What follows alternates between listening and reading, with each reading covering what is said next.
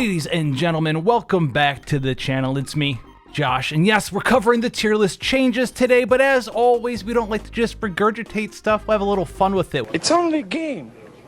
Why you have to be mad? What do I expect from this tier list change? Well, I think that Yeli is going to be put up pretty high.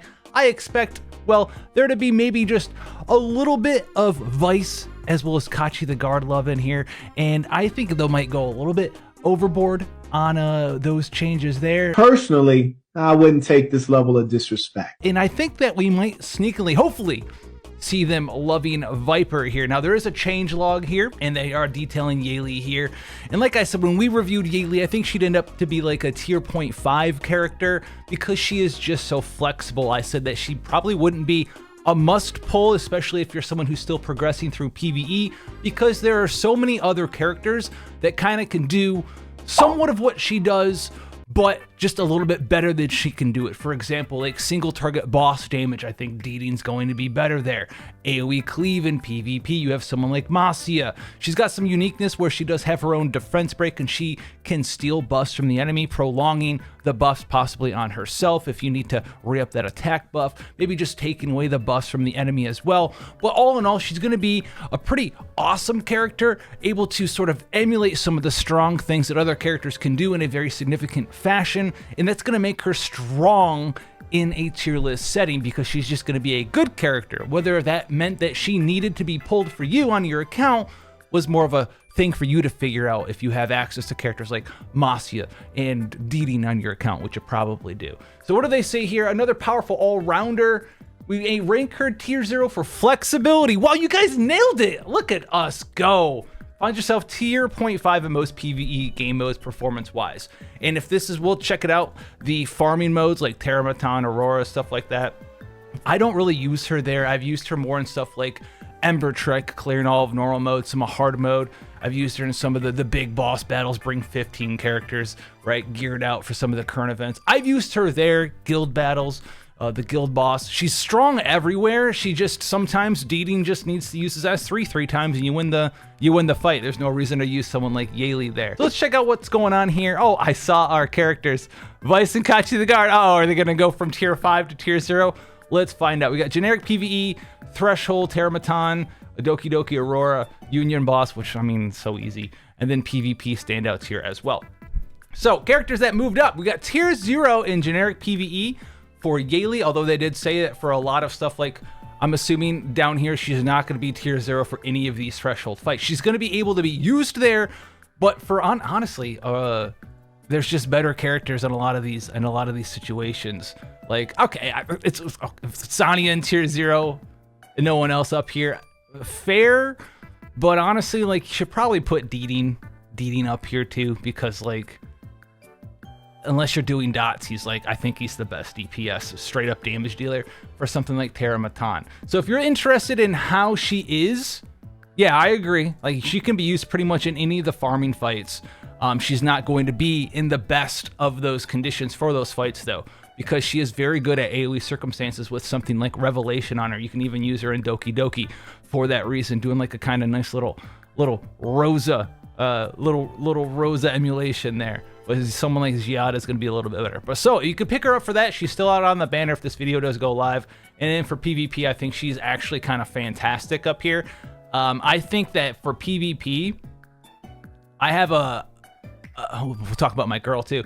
I almost might like borderline tier 0.5 to borderline tier 0 but she does like a very nice emulation of someone like Masia with the fact that she can use Revelation to just cleave people down, but she's also pretty good because she has consistent long-term damage as well if you're facing down like a tank down team, which makes her very good in that way because she's so flexible. She can strip off buffs, she protected a little bit, and she can just kind of fight on both angles. She can be part of your speed cleave setup, but you can also like put her in like a speedy tempo team if they try to tank down, and she can just get through the bloodbath. She can just put up consistent numbers over and over and over in combination with something like Revelation to just give a lot of overwhelming damage initially. So maybe I could see her be at tier 0 in PvP, but I can understand the tier 0.5 there.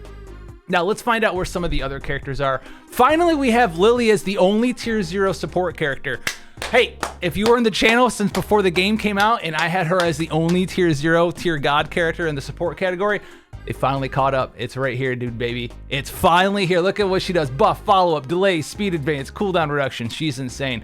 Linglo, as well as Valerian, the two characters that we said would be the best sustained characters in the game. 100%. Valerian is insane with the buffs that she gives, especially in both PvE as well as PvP. I would put her up there as well because you can use her as a cleave character because the order of the buffs that you always get are in a certain order. Number 1, attack buff will always be given to you. So you can just have your super 0 speed Valerian open up with a push character, right? Like Tsukiyomi or Lily on your Messiah, and your Masi is gonna always get attack buff. Your DPS cleave character is going to always get attack buff as long as Valerian's in your party and you have her talent level 3 maxed out. Absolutely insane PvP character as well. And then by far, in a way, Linglo, absolutely the best healer in the game. She's got good speed, she's got a lot of cleansing, she's got a lot of throughput on her healing, she can extend very important buffs on your team, she grants immunity. Can't get any better than that. And then we have the generic PvE debuff gods, Kloss and Holden. Holden's insane, does a lot of good, great stuff, helps you lane your debuffs too on your other characters. With his resist down, has attack down, which is awesome.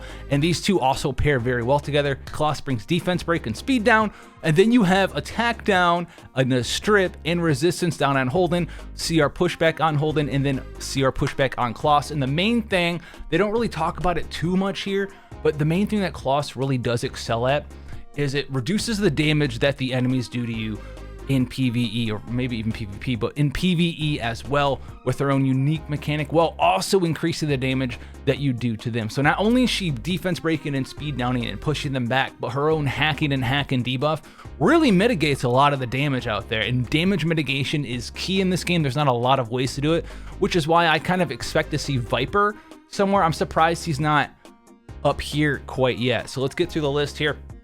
Follow up, I'm not surprised by any of these other characters. Vice is listed as a control unit, which is insane, because Vice, to me, he's more than just a control unit. I know a lot of the taunt cheese that he does is part of the kit. He is control, he's got pushback on his S3, but the main thing that this dude does is he pumps the crap load of healing into your team. Like, we are talking an absolute monster truck of healing into your team. He's kind of like an all-in-one PvE unit if you're trying to do generic PvE stuff, if you're trying to do, you know, Ember Trek, if you're trying to do any of those things, anti-sync, he can help sustain your team, sometimes even as like the only sustainer with a couple of artisans in your party for big shieldings.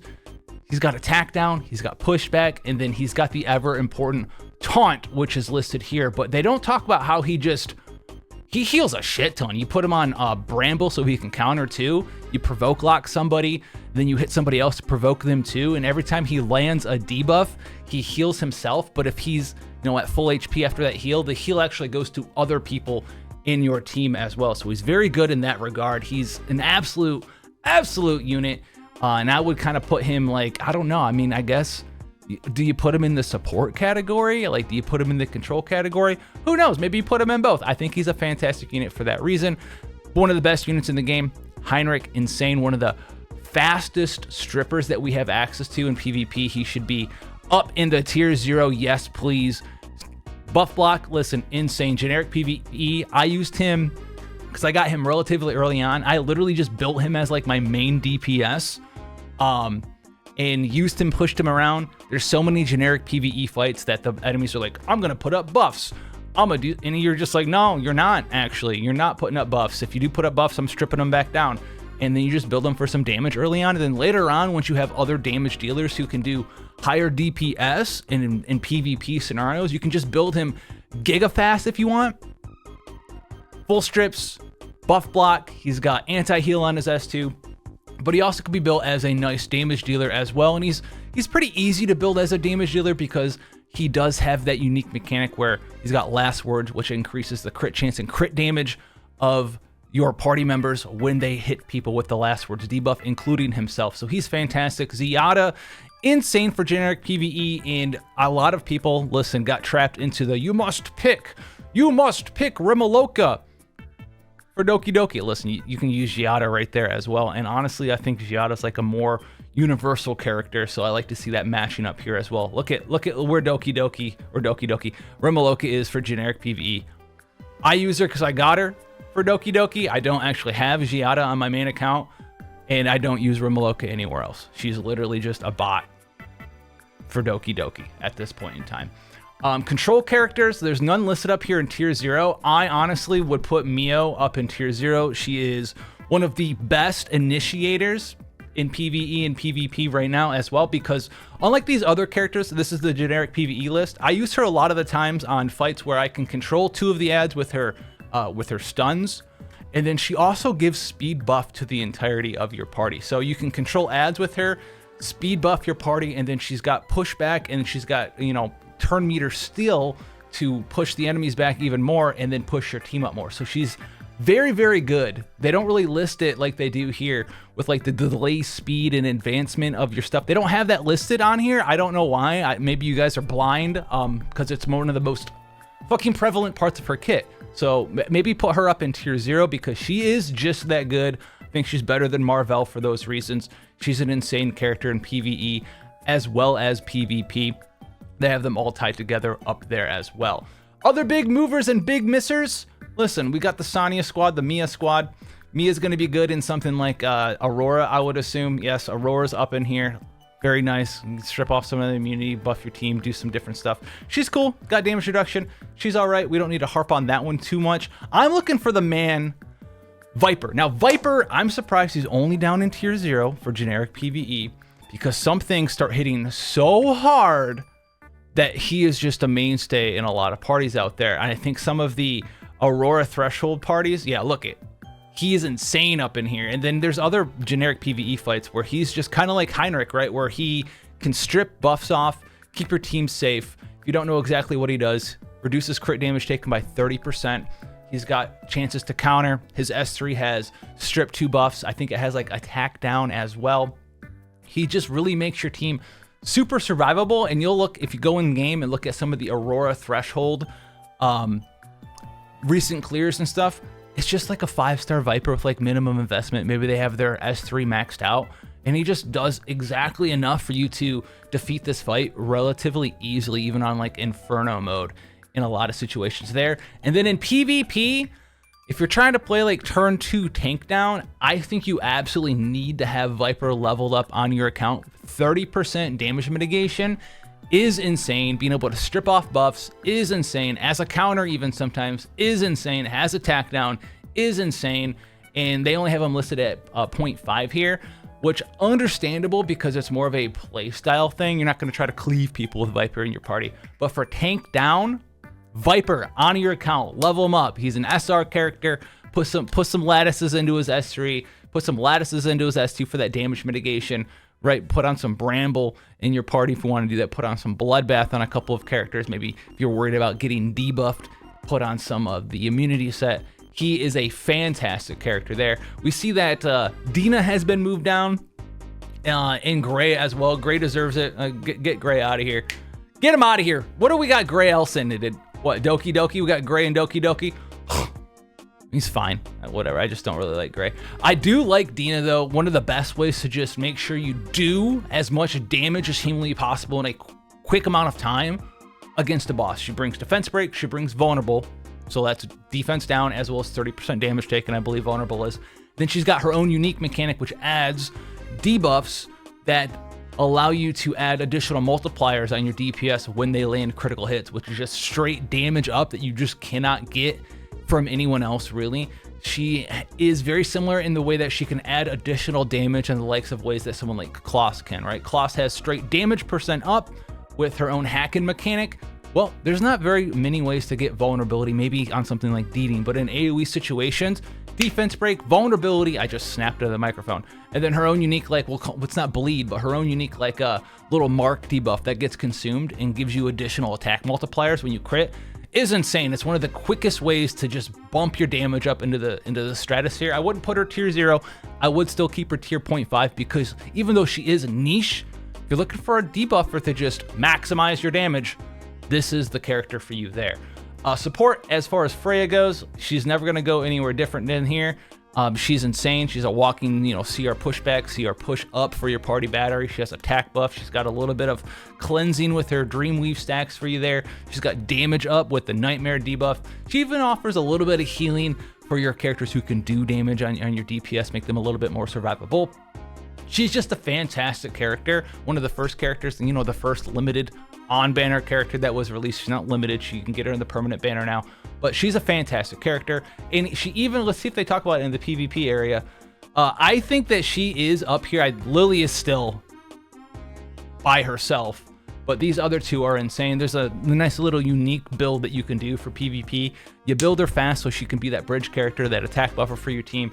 You give her some crit rate and you give her revelation. And she can kind of do, if you're a cleaver out there, in RTA modes, she can be that secondary clean the enemies up with some extra free damage there with the Revelation crit build.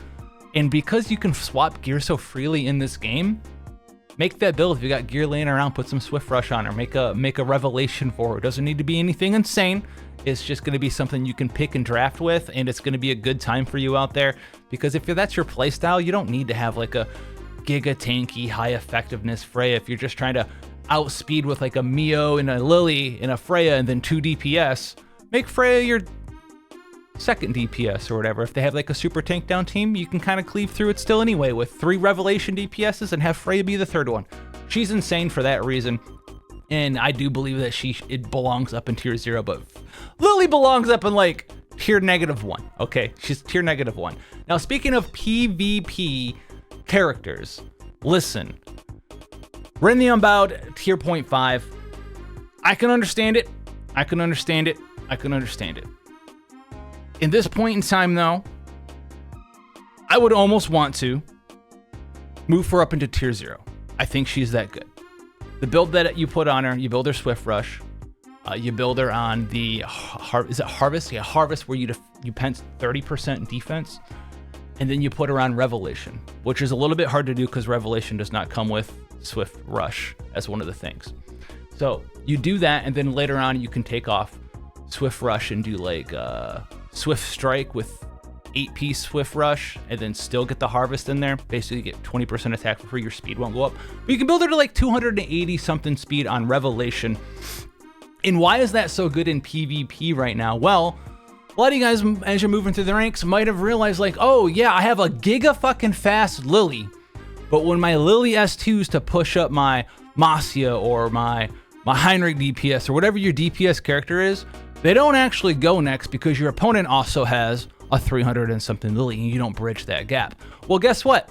That problem doesn't exist with Ren the Unbounded, and Ren the Unbounded on that Revelation build does more than enough damage to just one-shot all of your opponent's squishy characters. All their DPS, all their supports, it's gone because you're pushing up a character who's already 280 speed. Ren's not going to be fast enough to take the gap, to take the turn 1 against these other 320 speed characters you're fighting. But she's more than fast enough to guarantee to take that turn 2nd and get bridged if you're using someone to push back the enemy team like Mio or push back the enemy team like Lily.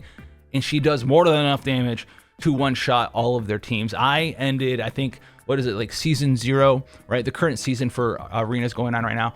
I ended with like a 94% win rate on Arena defense with Ren the Unbounded as my only DPS. I think it was Lily, Mio, Ren the Unbounded, and Valerian, like we talked about earlier, right? Start with attack buff. You don't need to have someone speed tuned to give her attack buff because she's always going to get it if she starts her turn with the Valerian around. You push her up, you rip that S3, you kill basically anyone who's attacking you that's trying to cleave you back.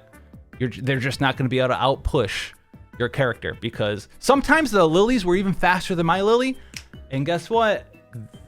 Their DPS didn't push up over my Lily, so then my Lily went and pushed up my Ren, and then they all died. So very, very strong character for that reason, just because of the way that the meta is shaking out right now, where people aren't making their DPS characters fast enough. She doesn't really suffer that. She does a lot of damage that way. Only on that Revelation build, though, because it offers just enough damage for you to do like 25k all AoE, which is pretty nice. And then against the tanky teams that'll survive that, you have an Artisan on your party, you have an Artisan Shell somewhere. They can't really kill her because they're a tank down team. And she's just going to be a 280, 290 speed character with speed buff doing consistent damage afterwards that way. And sometimes you can run something like Lily in Mio, right? You cleave him one time, you push him back, you turn steel cycle up, you S3 with Lily, and you do the Revelation S3 again. And even the tank teams just died a single DPS Ren the Unbounded, double S3ing them with Revelation on both hits, all 4 of the hits before they even get to take a turn. I'm gonna move on to other characters though, but yeah, Ren the Unbounded, she's gonna get her own video pretty soon. Wanted to make it a special video just for her. Now the rest of these characters here, I don't see anyone that's an outlier as far as like generic PvE concerns are going here. Is there anyone else? We wanted to check out. Oh, listen, this guy, I think RC77 is pretty good too. Check out some other stuff here. Where did they put? All right, okay, they didn't go overboard and be like Kachi the Guard S tier. Kachi the Guard, very strong character for a lot of situations out there. The niche where it's like I need to kill something in 2 to 3 turn cycles, and they want to just give me attack down, give me a bunch of debuffs, stun me over and over and over. Kachi the Guard can be helpful there, but as you can see, that's about it. I kind of do like Kachi the Guard. I think he was a little oversold, and he's fine in some situations. He's okay, but outside of those situations where it's like I'm just gonna burn the boss down, and I need a couple of extra turns of immunity, or I need to get 2 turns of immunity with Kachi the Guard, extend it with Linglo, and maybe extend it again with Linglo on the dragon shell or whatever it's called. Outside of that, I'm not too in love with Kachi the Guard. I do believe that Beotin is very strong in a lot of PvE circumstances, especially with very similar to Kachi the Guard, where it's like I don't quite do enough damage for my DPS to kill it before it dies. Revive the DPS, cleanse all the debuffs off of them because they're dead. She's pretty tanky. She's got some push up for you. She's got attack buff. She's got crit damage buff. Very good character, and I think I'm going to be investing in her next. A lot of the Aurora Hell clears you'll see now they'll be Viper, Beotin, and then like Lily or something, just like a burn down team, and then like a DPS of their choice, like a Diding or a Yeli or something, and they just go for it, right? You just live long enough for you to get there, right? So that's it's probably a Linglo. You just get there a little bit and you're good to go. Oh, that's what it is. Yeah. It's Linglo, Viper, Beotin, and then DPS of your choice. There's a lot of those 50-second Inferno clear times for Aurora, and it's always like a 5-star Awakened Viper, a 5-star Beotin with like not the craziest gear, kind of fat Linglo, and then just like a hyper invested DPS character. So that's pretty good there. And then the other thing for PvP that we need to talk about real quick. Oh, also they have Ren all the way down in. Did they move Ren down? Tier 1 to Tier 2. I use Ren in generic PvP or PvE a lot too. I don't agree with moving Ren down. My my Nico Nana Inferno team is literally just Ren the Unbound solo DPS. I use Ren the Unbound on Revelation, clearing up, a lot of generic PvE stuff, whether it's anti-sync echoes or Ethernet rally or hyperlink, whatever, right? Those generic PvE modes. Just as like a generic DPS, I want to up my damage a little bit. Maybe it's not my main DPS. Put another DPS in there. She's very self-sufficient, cycles around, does good damage. Does need good gear though, so maybe understandable. But I still think she's a fantastic character there. Any other characters that are outliers here? No, I want to see though where they have RC77 in PvP. Now this, I think, listen, I don't think people are in on the RC77 PvP. So that we have characters like Kloss, right? 0.5 PvP. What is the big thing with Kloss? Well, she's fast, 128 speed, defense breaks, speed down, little damage up with her thing. But if we go check out RC77 real quick, look at his stats here. He's 128 plus 12. So one of the fastest base speed characters in the game. It's not 128 plus 15, it's 128 plus 12. And the main downside of using Kloss is that Kloss doesn't bridge your team. It doesn't bridge your team at all. A lot of bridgers either bridge by pushing back the enemy team, pushing your team up, or doing some sort of crowd control so the faster characters get their turn skipped. Well, check it out. We have attack down and defense down, and also 65 base chance to stun as well. So you have a fast alternative to someone like Kloss in PvP, who can defense break for you and attack down for you, and then also be that pseudo, as long as your enemy team doesn't have bulwark on, that pseudo gap closer, that pseudo bridge for your DPS characters. And to have them have this character rated literally all the way down in PvP, all the way down in tier 3, I think is dumb. I think this character is a lot better in those circumstances, especially if you're into, you know, RTA doing picks and bans and stuff, and you're looking for a defense breaker that can bridge you. A lot of the times people will pair Kloss with, they have to pair Kloss with Freya, right? So the defense breaks and stuff that Kloss does actually pushes the team back. You'll be able to just stun. You'll be able to just stun with RC77. RC77 is very fast. Remember, 128 plus 12. Go take a look at Kloss here. Look at this. 128 plus 15. Literally only 3 speeds slower. One of the fastest characters in the game in the speed meta here. And everyone's just sleeping on this character in PvP. I think that is a no-no. I think it's a big no-no. Now, for the rest of the changelog here, anything else that we care about, they did move Viper up. They moved Sonya down. Sonya was never tier 0. They need to move Beotin up again. This is just, yes, we see some usage. Okay, cool. The moving Deeding down is stupid. Moving Fangus up, sure, why not? Kazamiya Kazuyo is pretty good here. Oh, there's one more sleeper character I wanted to talk about. There's another sleeper character here for generic PvE that you guys should be using as well. If they don't have them listed up, it'd be in supports. We're literally not going to be talking. We're not doing Dorothy the Wisher tier 0 or tier 4, are we? Dorothy the Wisher, not the fastest character in the world, but getting crit rate buff and purifying 2 debuffs. So you can purify 2 debuffs here, which is fine. But Dorothy the Wisher has been seeing some usage because of the skill 2 here, where you can increase their turn meter as well as reducing their skill cooldown. So you can use her in like a super offensive PvE farming setup, which maybe you want to move her up a little bit for that, where you use her with the likes of a character like Beotin. Some other characters you can reduce skill cooldowns, where you just like Deeding S3 like as many times as possible before the boss can kill you, because you keep shoving Deeding up and resetting his cooldowns, which is pretty cool. I think that's a pretty cool thing for you to do out there. Tier 3 probably is fair because we're talking about like a very niche circumstance there, as well as you know, it's just like a little circumstance thing for you guys to do there. The rest of these I'm not too mad about here. Like we said, we already covered them all, where they should be up, where they should be down. I might do a full in-depth final build guide on Yeli because she's got a nice assortment of stuff for you guys to build her with a build variety. I am on Momentum Battle Wheel right now, and it's pretty insane. But as far as the rest of this tier list goes, those are my big grievances with it. You let me know what you think about down below, and I'll catch you guys in the next one.